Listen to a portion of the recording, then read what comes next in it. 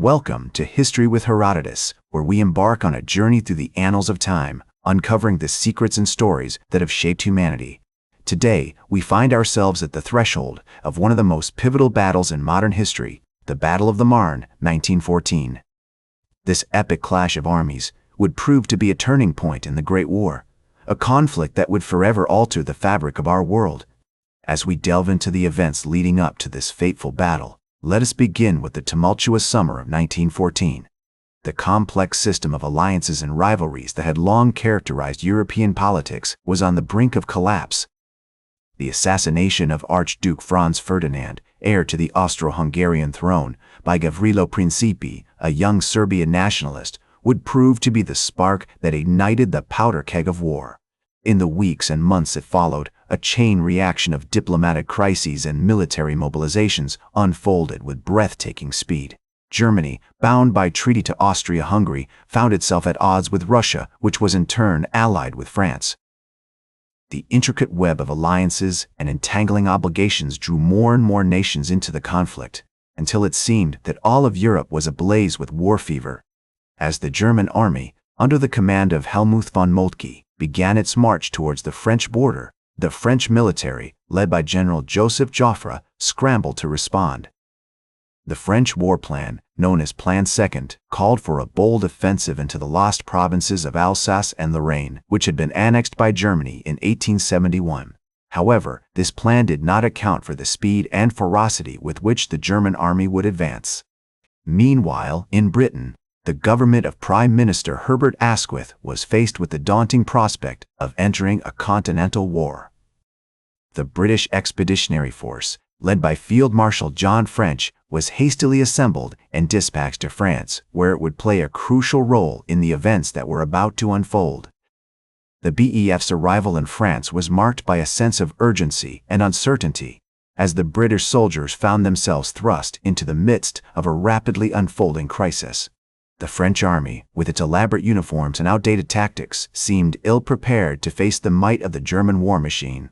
The German advance, which had begun with such promise and momentum, was beginning to show signs of strain. The long columns of soldiers, weighed down by heavy packs and struggling through the sweltering summer heat, were starting to falter. The French army, though battered and bruised, was far from defeated. As the two armies clashed in a series of bloody and indecisive battles, the fate of Europe hung precariously in the balance.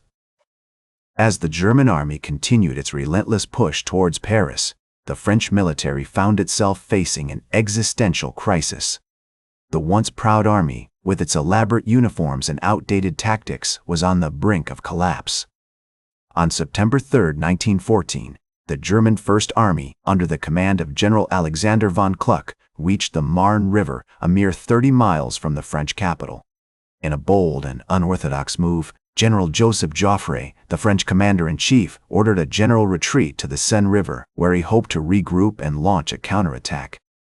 This decision would prove to be a masterstroke, as it allowed the French army to escape the clutches of the German juggernaut and prepare for a last-ditch defense of Paris.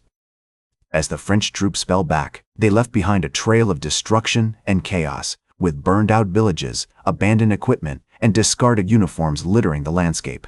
Meanwhile, the British Expeditionary Force, led by Field Marshal John French, was playing a crucial role in the unfolding drama.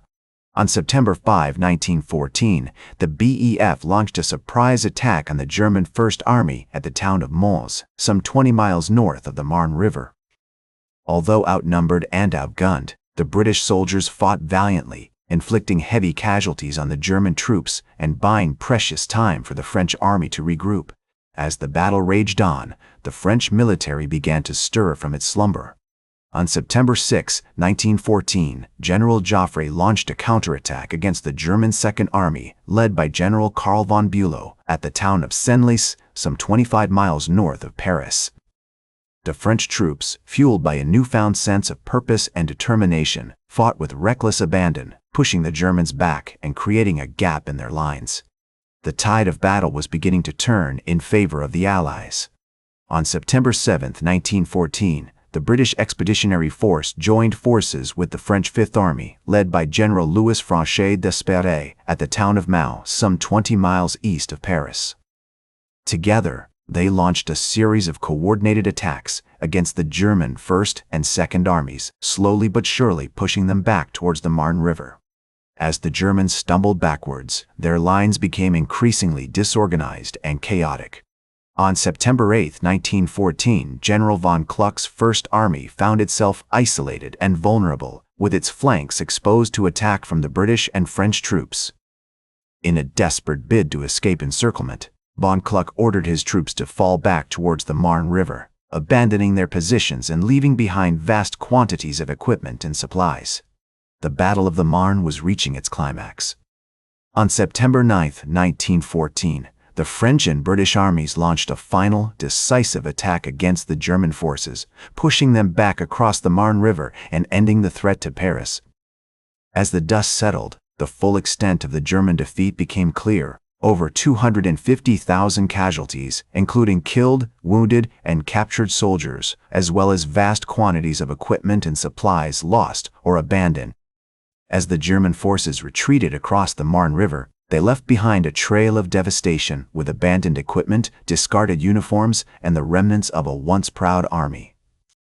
The Battle of the Marne had been a decisive victory for the Allies, marking a turning point in the war that would ultimately lead to the downfall of the German Empire. In the aftermath of the battle, the French and British armies continued to push the Germans back, slowly but surely gaining ground as they advanced towards the Aisne River. The months that followed were marked by a series of brutal and bloody battles as the two sides clashed in a struggle for control of the Western Front. The introduction of trench warfare, with its barbed wire machine guns and muddy trenches, would come to define the conflict, as soldiers on both sides became mired in a war of attrition that seemed to have no end in sight. As the historian A.J.P. Taylor once observed, the Battle of the Marne was the last battle of the old style, with cavalry charges and infantry advances. After that, it was all trenches and machines. Despite the horrors of the war, the Battle of the Marne remained a beacon of hope for the Allies, a reminder that even in the darkest of times, there was always a chance for victory. As the years passed, the battle would become a symbol of French resistance and determination, a testament to the bravery and sacrifice of the soldiers who had fought and died on the fields of France. Today, the Battle of the Marne is remembered as one of the most significant battles of World War I, a turning point in the conflict that marked a shift in the balance of power towards the Allies. In the years following the war, the battle would be commemorated with numerous memorials and monuments, including the monument Aux Mortes de la Marne, which stands tall in the town of Marne, a testament to the sacrifice of the soldiers who fought and died during the battle. The battle has also been the subject of numerous books, films, and documentaries, each seeking to capture the essence of this pivotal moment in history. The legacy of the Battle of the Marne can be seen in the modern French army, which still celebrates the battle as a symbol of its proud history and tradition. The battle has also had a lasting impact on military strategy and tactics, with its emphasis on mobility, coordination, and adaptability remaining relevant to this day. That's all for today's History with Herodotus. Remember to like, share, and subscribe. And until next time, remember that to understand the present, we must first understand the past.